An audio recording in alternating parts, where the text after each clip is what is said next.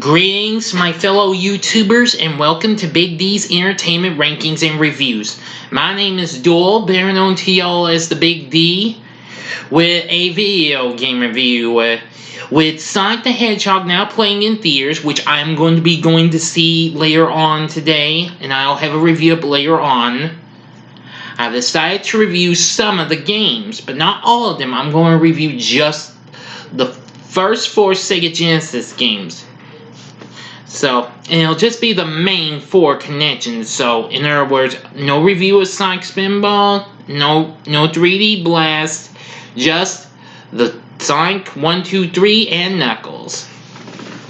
But this is going to be a solo review for the one that started it all, Sonic the Hedgehog, released for the Sega Genesis in 1991. Now, I'm only going to be focusing on the Genesis version. There was later a Master System and Game Gear version, but that's not the one I'm going to be talking about. That is good, though, but I'm going to focus on the Genesis version only. If you would like me to do the Master System and Game Gear version sometime in the future, let me know. Anyway, yeah, now I have read about the Sonic the Hedgehog game. I first read about it in Disney Adventures magazine when they bring up video games that are coming up and what have you.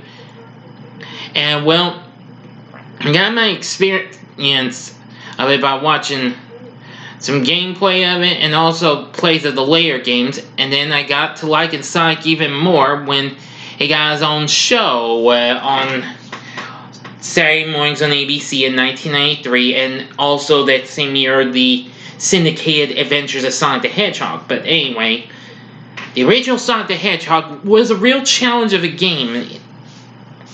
Now, Sega created this game with a group of others who they call themselves Sonic Team. And soon we get ourselves our game. Now, game's pretty simple at first, but it gets very challenging later on.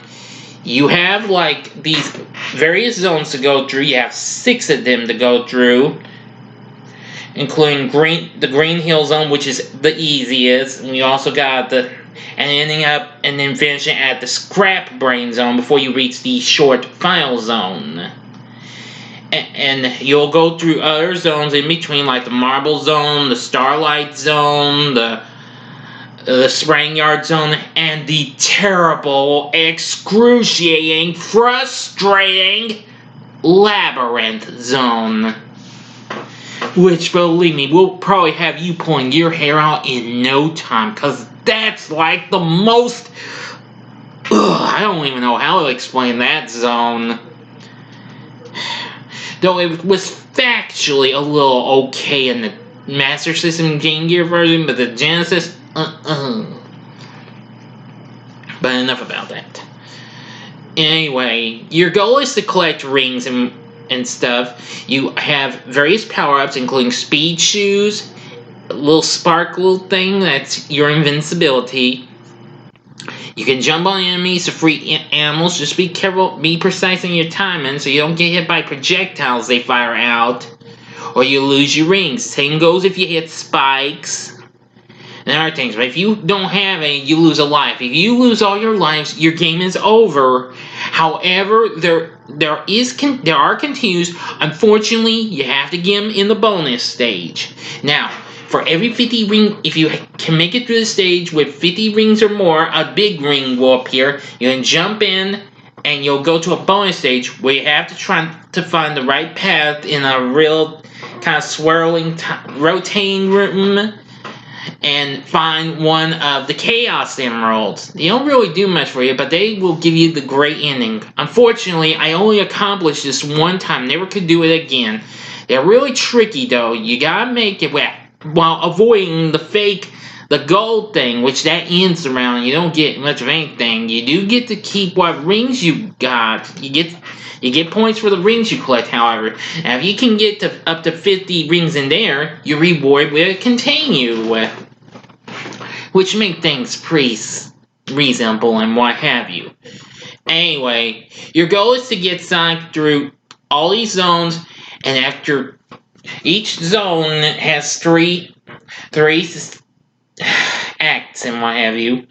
Now, each of them, except the final act in the Scrap Brain Zone, will lead you to a battle with the main antagonist of the Sonic series, Dr. Robotnik, who I'm gonna be really surprised to see Jim Carrey play him in the movie when I go see it. But anyway, yeah, some of the battles are pretty simple, and some are not really. Because believe me, the Labyrinth Zone is sheer hell. I'm dead serious. You don't even get a chance to take him on. You have to avoid all sorts of traps and what have you, in which that's even 3 times more sheer hell. Forgive me, everyone, but that's gonna be hard. But later in life, you'll thank me for it. But anyway, there's also extra lives in the game. You get an extra life with every 100 rings you collect as well. So that's good. Everything. Once you have gone through... Now, if of course you can get through 6 different acts without losing with up to 50 rings or more, you get the bonus stage. And if you can manage to get through without hitting that fake goal and getting the Chaos Emerald, you get a big reward. And if you finish all 6 of them, you will be rewarded with Sonic Got 'em All. Now, getting the Chaos Emeralds is a little harder in other games than the rest. It was fairly okay in Sonic 3 and Knuckles, but I only got maybe a few of them, but not all of them. The only Sonic game I could get all the Chaos Emeralds in is, you probably will hate me for bringing this one up, Sonic 3D Blast. That's the only Sonic game I can get all the Chaos Emeralds. I'm serious. I know that game doesn't quite get much love and respect, but maybe I'm among one of those who has some respect for it. Just because. But enough of that one. But anyway, the final zone is a big one. You have to face Robotnik in these big pistons that kind of come up and down like an elevator. You gotta get the right one and then avoid these electric balls that come at you. You have to be in a good spot to try to avoid it. Or try and... Well, you be the judge. You try and do what you can to dodge them, because you have no rings going to that battle, making things really challenging. Once you get Robotnik done, he takes out... You can take him out if you want, or just let him go, but I'd say take him out. But he'll still escape nonetheless. But anyway, then if you have all the Chaos Emeralds, you'll throw them up, and it'll make everything more beautiful than ever. And if you don't, you're just gonna stand there looking up. Sonic just move his foot, but he'll still do his jump, and yeah, and have his logo. You'll get to hear music of the game over the credits, seeing different parts of the various zones and what have you. After you're presented by Sega, it'll end. But if you fail to get the Chaos Emeralds, Robotnik's juggling them and says try again. But if you get them all, Robotnik just stomps on an end. Yep, that's all there is to it. Would I recommend Sonic the Hedgehog for Sega Genesis? Yeah, sure, go ahead. I think you'd be best to start out with the one that started it all. It is kind of tricky though, because now you do have to do a kind of a spin move, but that unfortunately you couldn't do that yet until the second one perfectly. But you can do it if you can run around loops, then hold your down button, you will tear a path through. Now, if I had to pick my favorite stage of the game, well, it's kind of a draw. If I had to pick a favorite zone from Sonic the Hedgehog 1, I'd say it's a draw between Green Hill and the Marble Zone. Those were both real good stages. Least favorite is, you guessed it, the Labyrinth Zone. Like I said, that is sheer hell, people. So anyway, you can find Sonic the Hedgehog on Genesis, and you can probably find it for a reasonable price, a used copy. You can also find it on the, mini Sega consoles that came out and what have you.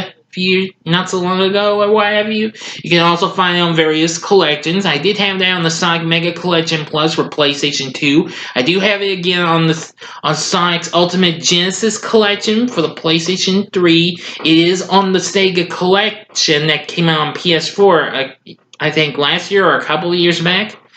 So, and there's also a Game Boy port.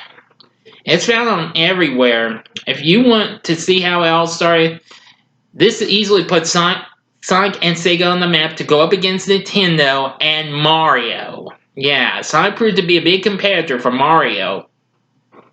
So anyway, that's about it. That's my review of Sonic the Hedgehog. I would definitely give this a recommendation to you classic gamers who have not played this. So, thank you for watching my review of Sonic the Hedgehog. Now, if you liked what you saw, you can check out, well, I'll leave the post for my video game collections if you would like to see them. In the upper left-hand corner is my Nintendo and Super Nintendo game collection. In the upper right-hand corner is my PlayStation 1 collection, and in the bottom right-hand corner is my PlayStation 3 collection. They've all gotten good views so far. I thank you for that. Anyway, if you also like the video, like this and comment on this as well. And subscribe to my channel as well. Be a part of the Big D Nation. If you would like to subscribe, click the button in the lower right-hand corner to subscribe. And join me again later on today when I review the Sonic the Hedgehog movie. I hope it's good, even though it's probably been a mixed response, and I can understand that. So, enough said. Also, tomorrow, look for a review of Sonic the Hedgehog 2, and then I will follow up with a back-to-back review of Sonic the Hedgehog 3 and Sonic & Knuckles. Thank you again for watching. Until next time, I'm the Big D saying, see ya.